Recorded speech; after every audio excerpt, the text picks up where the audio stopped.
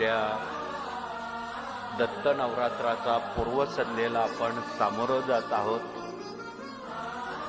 ग्रामदैवतांचा सन्मान उद्याला आपण करणार आहात. भारतभर आणि जगामध्ये होऊ घातलेल्या अखंड जप यज्ञ नामसप्ताह